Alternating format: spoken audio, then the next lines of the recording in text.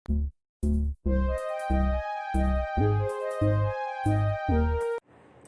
नमस्कार, मैं बलवीर सिंह कौरव। सामान्य अध्ययन की विज्ञान श्रृंखला में अभी हमने पूर्व के वीडियो में अध्ययन किया था क्लासिफिकेशन ऑफ लिविंग बीइंग, सजीवों का वर्गीकरण। सजीवों को कितने वर्गों में बांटा गया है, कितनी श्रेणियों में रखा गया है, इसके बारे में हमने पढ़ा था। उसी के आगे जो नया चैप्टर मैंने आपको बताया था, जिस पर हम लोग आज चर्चा करेंगे, वो है हमारा वायरस। वायरस क्या होता है, वायरस हमारे लिए किस प्रकार से लाभदायक है या हानिकारक है, वायरस को हम कहाँ रखते हैं, इसकी वस्तु स्थिति बायोलॉजी के अंतर्गत या विज्ञान में किस जगह पर है, इन सभी के बारे में पढ़ेंगे। तो सबसे पहले तो हमें ये पता होना चाहिए इसके लिए कि किस टाइप से क्वेश्चंस आते हैं। लिविंग बीइंग को पढ़ा, सजीवों को। सजीव एक महत्वपूर्ण कड़ी है। सजीवों को जब नॉन लिविंग से लिविंग बीइंग में कन्वर्जन हुआ कि लिविंग बीइंग किस टाइप से बने, उसमें विषाणु या वायरस अपने एक अहम रोल प्ले करते हैं, एक महत्वपूर्ण भूमिका निभाते हैं। तो इस तरह से जो विषाणु या वायरस है, इसकी खोज कहाँ से हुई, किसने की, कब की, ये क्वेश्चंस हमारे बनते हैं एग्जाम के लिए, जो चाहे पीएससी हो या एसआई हो। विषाणु की खोज रूसी वनस्पति शास्त्री, रूस के वैज्ञानिक थे, बॉटनिस्ट थे, इवानोवस्की। इन्होंने 1892 में जब वो मोज़ेक पर रिसर्च कर रहे थे, मोज़ेक का अध्ययन कर रहे थे तंबाकू के, उस समय इन्होंने की थी। तो क्वेश्चन आता है किसने की थी? इवानोवस्की ने। कहाँ के थे? रूस के। किस विज्ञान से संबंधित थे? तो बॉटनी से। एक लाइन में 3 क्वेश्चन, 3 ऑब्जेक्टिव हमारे बनते हैं। इसके पश्चात लुई पास्चर तथा वीजरिक द्वारा विषाणु को जीवित तरल संक्रामक कहा। ये क्वेश्चन हमारा बनता है कि जीवित तरल संक्रामक जो वर्ड है वो विषाणु के लिए किसने दिया था। तो इसके लिए 2 वैज्ञानिक आते हैं, एक तो लुई पास्चर और दूसरा आ जाता है वीजरिक। इन दोनों ने इसे एक जीवित तरल संक्रामक कहा था कि एक लिक्विड संक्रामक है जो कि रोग उत्पन्न करता है। विषाणु अतिसूक्ष्म, परजीवी, अकोशिकीय और विशेष न्यूक्लियोप्रोटीन से बने एक कण है, माइन्यूट पार्टिकल्स हैं। तो इसके लिए बहुत सारे वर्ड हैं। कुछ लोग इसे क्या कहते हैं? अति सूक्ष्म, बहुत छोटे होते हैं। परजीवी होते हैं, पैरासाइट, मतलब ये अपना जीवन हमेशा दूसरों के ऊपर ही व्यतीत करते हैं। सेल्फ में इनका कोई अस्तित्व नहीं है, स्वयं इनका कोई अस्तित्व नहीं है। अकोशिकीय मतलब इसमें कोई किसी भी प्रकार की सेल्स नहीं पाई जाती, और एक विशेष प्रकार की न्यूक्लियोप्रोटीन, नाभिकीय प्रोटीन जो होती है, उसके कण के रूप में ये पाए जाते हैं। इन्हें सजीव और निर्जीव के बीच की संयोजी कड़ी माना जाता है। विषाणु को क्या माना जाता है? Connecting link between living and non living organism. तो सजीव और निर्जीवों के बीच की कड़ी इन्हें क्यों मानते हैं? क्योंकि विषाणुओं में उन दोनों के ही लक्षण पाए जाते हैं। जैसे हम पढ़ते हैं कोई सजीव है या निर्जीव है, तो सजीवों की अपनी अलग प्रॉपर्टी है और निर्जीवों की अपनी अलग प्रॉपर्टी है। निर्जीवों के अलग लक्षण है, सजीवों के अलग लक्षण है। तो किस तरह से हम उन्हें सजीव कहेंगे, किस तरह से निर्जीव कहेंगे, ये दोनों ही लक्षण हम जिस रूप में देखना चाहें, हम मन में सोच लें या हम अपने अंदर दिमाग में सोचते हैं कि जो भी विषाणु है वो निर्जीव है, क्यों है, उसके भी हमारे पास तर्क होंगे कि ये विषाणु एक निर्जीव है, ये लक्षण पाए जाते हैं जो निर्जीवों के लक्षण है। अगर कोई दूसरा कहता है कि विषाणु निर्जीव नहीं सजीव है, तो क्यों सजीव है, उसके लिए भी हमारे पास कुछ लक्षण हैं। तो इस तरह से कह सकते हैं कि इसमें दोनों के लक्षण पाए जाते हैं। जब किसी एक जीव में या ग्रुप में किसी 2 समूहों के या 2 जीवों के लक्षण पाए जाएं और क्या हो, इंटरमीडिएट, इन बिटवीन, दोनों के मध्य के, तब उसे संयोजी कड़ी माना जाता है। तो इस तरह से इसमें सजीवों और निर्जीवों के दोनों के ही लक्षण पाए जाते हैं, इसलिए इसे संयोजी कड़ी कहते हैं। तो सजीवों के समान लक्षण कौन कौन से हैं इनके? तो पहला लक्षण इनका कि ये जनन कर सकते हैं। जैसे अपने जैसे ही जीव उत्पन्न करने की क्षमता केवल सजीवों में पाई जाती है। अगर किसी हम निर्जीव वस्तु को कहीं छोड़ देते हैं, रख देते हैं, उसे कालांतर में कुछ समय पश्चात जब हम अवलोकन करते हैं तो जितनी संख्या में हमने उसे रखा था उतना ही मिलता है। लेकिन जब कहीं किसी में सजीव हो, कोई जीव हो, हमने कहीं छोड़ा, किसी स्थिति में उनकी संख्या 2 थी या 4 थी, अगर हम कुछ समय पश्चात देखते हैं जैसी उनकी प्रजनन दर होती है उसके हिसाब से हमें उनकी संख्या देखने को मिलती है। तो ये विषाणु अपनी संख्यात्मक वृद्धि करते हैं, किसके द्वारा? प्रजनन के द्वारा। तो ये जनन कर सकते हैं, पहला सजीवों का लक्षण। दूसरा है कि इनमें नाभिकीय अम्ल पाया जाता है, जो न्यूक्लिक एसिड है, आगे पूरा टॉपिक है, इसको पढ़ेंगे। तो नाभिकीय अम्ल डीएनए या आरएनए पाया जाता है। कुछ भ्रांतियां ऐसी हैं, कुछ ऐसा मिलता है, कुछ लोग जो नहीं पढ़ते हैं पूरा, तो उनके लिए कहते हैं कि डीएनए नहीं पाया जाता किसमें? विषाणु में। तो ऐसा नहीं है, कुछ विषाणु हैं जिनमें डीएनए नहीं होता है पादपों के, बाकी डीएनए भी होता है। तो इनमें क्या? नाभिकीय अम्ल डीएनए या आरएनए पाया जाता है, जिससे अपने ये बाह्य आवरण के लिए प्रोटीन का निर्माण करते हैं। जो डीएनए होता है उससे ये अपना आउटर कोट बनाते हैं, बाह्य आवरण का निर्माण करते हैं। इसी प्रकार नेक्स्ट जो लक्षण है इनका, जिससे इसे अपन सजीव सिद्ध करते हैं, वो है न्यूक्लिक एसिड में क्रोमोसोम के समान उत्परिवर्तन की क्षमता पाई जाती है। इसके जो क्रोमोसोम्स हैं, उन क्रोमोसोम्स में म्यूटेशन, उत्परिवर्तन क्या होता है? पूरा टॉपिक है आगे जेनेटिक्स में। तो उत्परिवर्तन क्या है कि सडनली चेंजेज, जब किसी भी क्रोमोसोम में या जीन्स में अचानक कोई परिवर्तन आ जाता है तब उसे अपन उत्परिवर्तन कहते हैं। तो ये परिवर्तन की क्षमता या उत्परिवर्तन की क्षमता किसमें होती है? किसका लक्षण है? सजीवों का। तो ये भी इस विषाणुओं में पाया जाता है, इसलिए हम लोग इसे क्या कह सकते हैं कि ये सजीव है। अगला जो पॉइंट है जो इसे सजीव के लिए सिद्ध करते हैं कि ये बैक्टीरिया और फंगी के समान रोग उत्पन्न करते हैं। जीवाणु और कवक, जैसे जीवाणुओं के द्वारा रोग होते हैं, फंगस या कवक के द्वारा रोग उत्पन्न होते हैं, उसी टाइप से विषाणु के द्वारा भी बहुत सारे रोग उत्पन्न होते हैं। तो इससे हम कह सकते हैं कि ये क्या है?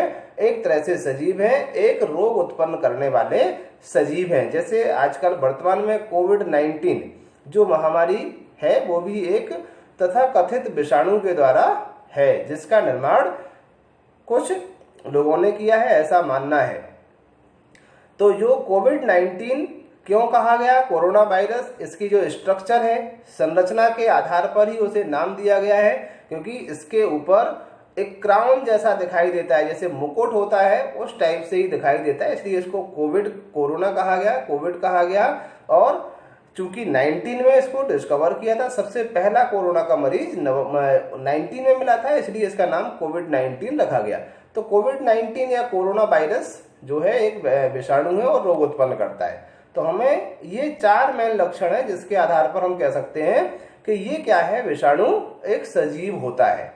इसी के साथ दूसरा होता है कि इनमें निर्जीव के समान लक्षण पाए जाते हैं। तो कौन कौन से निर्जीव के समान लक्षण है? इसमें जीव द्रव्य यानी प्रोटोप्लाज्म, एंजाइम सिस्टम, श्वसन आदि मूलभूत लक्षण या पदार्थ नहीं पाए जाते। मीन्स अर्थात क्या है कि जो विषाणु है उसकी ना तो कोशिका में प्रोटोप्लाज्म है, ना ही उनमें कोई एंजाइम्स हैं, ना कोई सिस्टम जैसे श्वसन, उत्सर्जन, पाचन, ये कुछ नहीं पाया जाता क्योंकि ये परजीवी होते हैं। ठीक है, तो ये इनका निर्जीव का लक्षण है, क्योंकि निर्जीव जो कोशिका है उस कोशिका में कोई प्रोटोप्लाज्म नहीं होता, उनमें जीवद्रव्य नहीं पाया जाता। उसी टाइप से विषाणुओं में भी किसी भी प्रकार का कोई जीवद्रव्य नहीं पाया जाता है।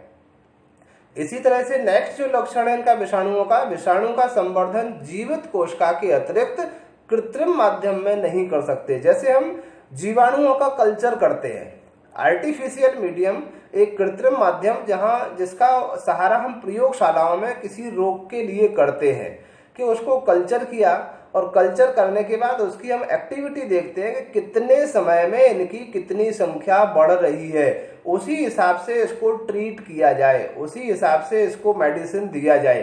तो इस तरह का कि जो आर्टिफिशियल मीडियम है, कृत्रिम माध्यम है, उसमें इसे कल्चर नहीं किया जा सकता। यही कारण है कि कोविड-19 के लिए अभी तक कोई वैक्सीन प्रॉपर्ली नहीं बन पाई है, क्योंकि इसको अपन कल्चर मीडियम में ग्रो कर नहीं सकते। और इसका प्रयोग करने के लिए किसी न किसी जीव का सहारा लेना पड़ता है, और जीव के सहारा लेने से उसके परिणाम आने में काफ़ी देरी लगती है, तो काफ़ी देरी हो इसी के लिए हो रही है जिससे कि उसकी वैक्सीन बने। तो विषाणु का संवर्धन केवल जीवित कोशिकाओं में होता है, सजीवों में होता है, कृत्रिम माध्यम में इसका संवर्धन नहीं कराया जा सकता। इसके बाद कुछ और इसके लक्षण है, जैसे विषाणु है, विषाणु को एक पाउडर फॉर्म में भी प्राप्त किया जा सकता है, चूर्ण के रूप में भी बनाया जा सकता है कि हम एक कोई कागज की पैकेट में रख लें, चूर्ण है केमिकल टाइप का, वो भी जैसे ही जीवित के संपर्क में आएगा अपनी प्रक्रिया आरंभ कर देता है, अपनी लाइफ एक्टिविटी आरंभ कर देता है। उसी प्रकार से अगर विषाणु को बहुत ज्यादा गर्म किया जाए तो विषाणु जो है वो क्या करते हैं, गर्म करने के बाद इनके क्रिस्टल्स बन जाते हैं।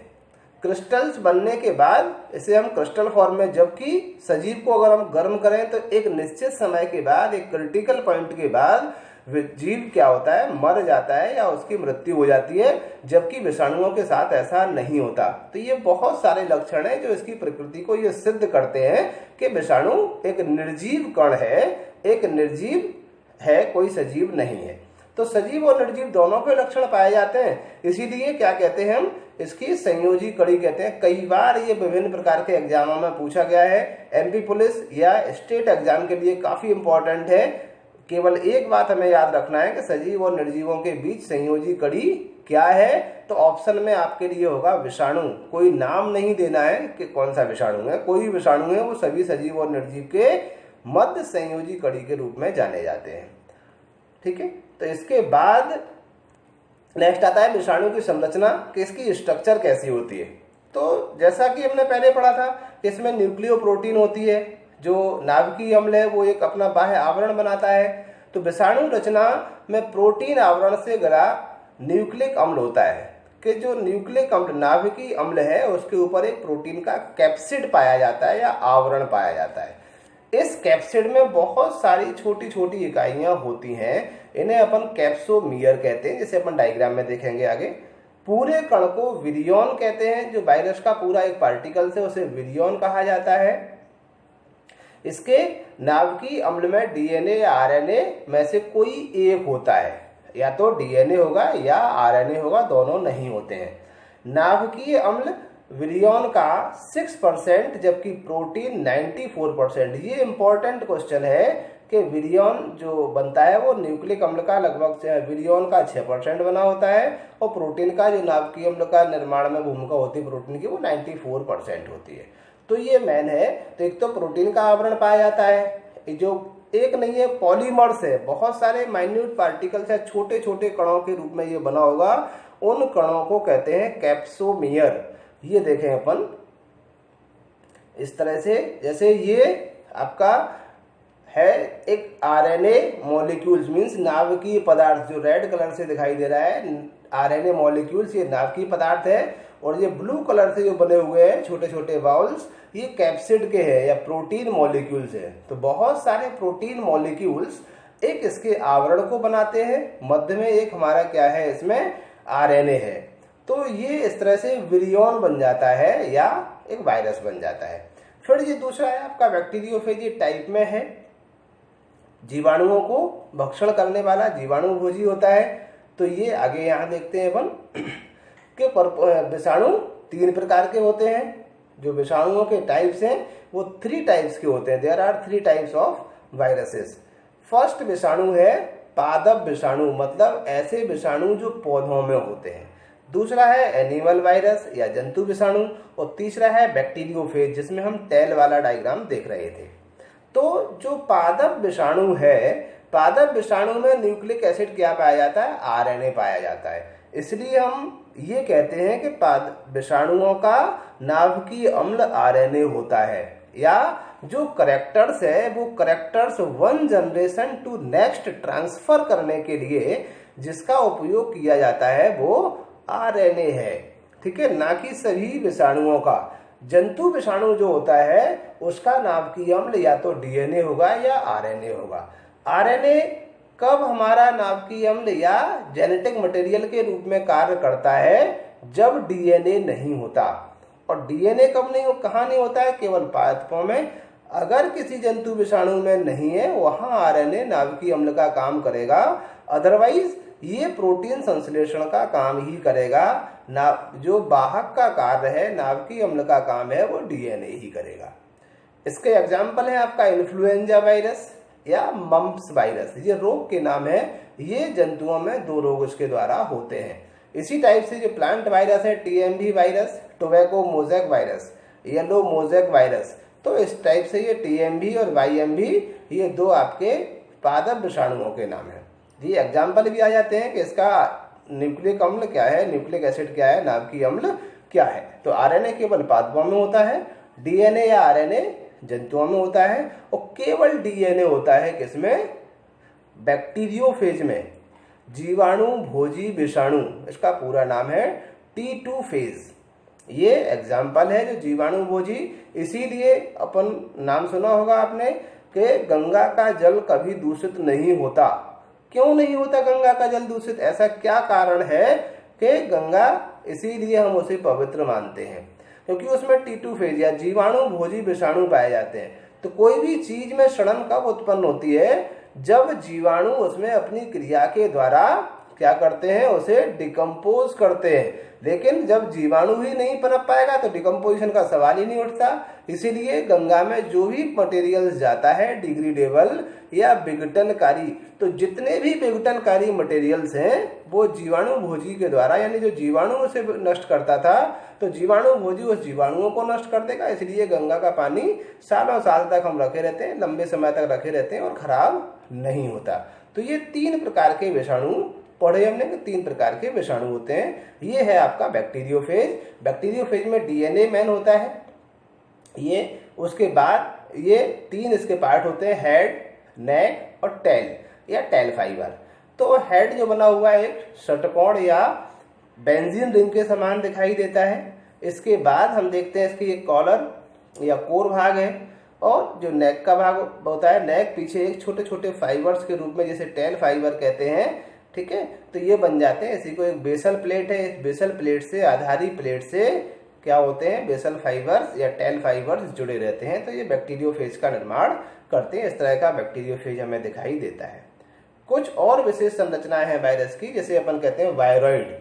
तो वायरॉइड भी एक क्या है, सबसे छोटा रोगवाहक जीव है। जिस टाइप से विषाणु था उसी तरह का एक होता है वायरॉइड। तो क्वेश्चन आ जाता है कि वायरॉइड को डिस्कवर किसने किया था? तो डीएनर और रेमर 1971 में इसे डिस्कवर किया। एक कंपेयर टू वायरस एक नई खोज है। ये सबसे छोटे रोगवाहक जीव होते हैं, लिविंग, जो रोगों को परिवहन करते एक जगह से दूसरी जगह रोग को लेके जाते हैं। इनमें केवल आरएनए पाया जाता है और केंद्रक में जनन करके रोग फैलाते हैं। किसी भी सेल्स के न्यूक्लियस में पहुंच जाएंगे और वहां रिप्रोड्यूस करके रोग फैलाते हैं। इनमें ये डिफरेंस है वायरस से कि इसके कैप्सिड में प्रोटीन नहीं पाई जाती, जबकि विषाणु का कैप्सिड या उसका जो आवरण होता है उसमें प्रोटीन्स पाई जाती है। लेकिन विषाणु के इस वायरॉइड के कैप्सिड में प्रोटीन नहीं पाई जाती। ये पौधों में रोग उत्पन्न करते हैं, मेनली जंतुओं में रोग उत्पन्न नहीं करते। पौधों में कौन सा रोग उत्पन्न होता है? 2 पॉपुलर रोग हैं इसके जो ज्यादातर पूछे जाते हैं। वो एक है आलू में तर्ककंद रोग। जैसे आलू जो है उसमें कंद यानी जो ट्यूबर्स होता है वो कुछ खराब होने लगता है, गलने लगता है। ऐसे ही नारियल में कदंग रोग। नारियल ऊपर से अच्छा दिखेगा बट अंदर ही अंदर खराब हो जाएगा। तो ये विषाणु या जैसा ही एक जीव है वायरॉइड, उसके द्वारा ये होता है। वायरॉइड के बाद फिर नेक्स्ट आ जाता है हमारा प्रियॉन्स। प्रियॉन्स केवल इसमें खोजकर्ता पढ़ना है कि स्टैनली प्रूसिनर ने खोजा था। इसके लिए उन्हें नोबेल प्राइज भी दिया। और केवल एक संक्रामक प्रोटीन है, कोई विशेष संरचना इनकी नहीं होती और ना ही इनमें न्यूक्लिक एसिड पाया जाता। तो ना तो ये विरियॉन्स में ना प्रियॉन्स में, दोनों में किसी में भी क्या होता है, न्यूक्लिक एसिड नहीं पाया जाता। केवल एक तरह से रोग उत्पन्न करते हैं। तो ये वायरस क्या होता है, किस तरह से होता है। तो ये था हमारा वायरस के बारे में क्या है। इसके आगे जो हम लोग पढ़ेंगे वो है हमारा सेल्स। इस साइंस का अगर हम कहें मेन पार्ट है, सबसे ज़्यादा क्वेश्चंस आते हैं तो वो सेल्स हैं। तो सेल्स वाले पार्ट को हम लोग देखना ना भूलें, सबसे ज़्यादा क्वेश्चंस आते हैं। अगर आपने अभी तक चैनल को सब्सक्राइब नहीं किया है तो चैनल को सब्सक्राइब कर लें, जिससे कि आप छूटे हुए वीडियो जो है आपके वो प्रॉपरली देख सकें। कोशिश ये रहती है हमारी कि कम से कम एक टॉपिक पर हम रोज डिस्कस करें, लेकिन कभी अगर ऐसा होता है कि ये एकाधिक दिन कोई वीडियो नहीं मिल पाता तो उसके लिए कोई ऐसी ज़्यादा घबराने की बात नहीं है। कभी ऐसा हो जाता है कि नहीं डाल पाए, वैसे अभी तक ऐसा कोशिश यही है कि जब से अपन ने स्टार्ट किया है पर डे एक वीडियो डालते हैं। तो हम लोग रोज पढ़ते रहें, क्योंकि जब भी एक तरह से अनुकूल समय आएगा, अभी कोविड-19 की वजह से कोई भी वैकेंसी नहीं आ रही है, क्योंकि कोचिंग संस्थान वगैरह सभी बंद हैं, तो कोई नहीं पढ़ पा रहा है कहीं भी जाके, तो अपनी पढ़ाई हम घर पर रह करके इसके माध्यम से कर सकते हैं। और जैसे ही अनुकूल समय आता है, वैकेंसी आने के बाद कोई आपको टाइम तैयारी के लिए नहीं दिया जाएगा, इसीलिए हम पहले से ही तैयारी करके रखें। हो सकता है एक छोटी सी आपकी कोशिश आपकी लाइफ की राह बदल दे। तो प्लीज़ सबसे पहले सब्सक्राइब करें, बेल आइकन को दबाएं और ऑल को सेलेक्ट करें, जिससे कि सभी नोटिफिकेशंस आपको समय पर मिल सकें और जो वीडियो किसी कारण से आपके छूट गए हैं उन्हें भी आप उसमें से पढ़ सकें या उसके बारे में अध्ययन कर सकें।